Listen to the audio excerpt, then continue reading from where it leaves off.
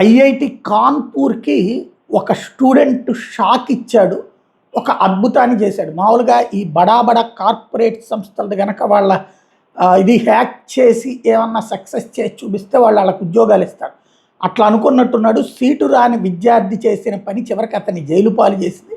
IIT కాన్పూర్లో cyber security కోర్సులో seat రాకపోవడంతో ఆ సంస్థ వెబ్సైటే హ్యాక్ చేశాడు ఒక విద్యార్థి. నాకు ఒక సరైన అవకాశం కావాలి అంటూ అందులో పోస్ట్ చేశాడు.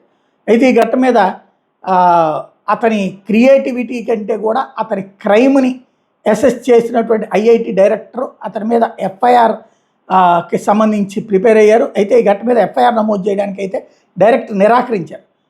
ఆ యువకుడి ప్రతిభను, టెక్నికల్ స్కిల్స్ని పరీక్షించడానికి మరోసారి టెస్ట్లో పాల్గొనేందుకు అవకాశం కల్పిస్తున్నట్టు ప్రకటించారు. వచ్చే ఏడాది సీట్ ఇవ్వడం మీద పరిశీలిస్తానన్నారు. తద్వారా అతని ప్రతిభకి అంటే ఎట్లయితే ఇప్పుడు సక్సెస్ చేసినటువంటి వాళ్ళ జాబితాలోకి తీసుకెళ్లారు. ముందు అరెస్ట్ చేసి జైలు పాలు చేద్దామన్నారు. పోలీసులు కూడా అందుకు సిద్ధపడితే వద్దని చెప్పి డైరెక్టర్ ఆపారన్నారు.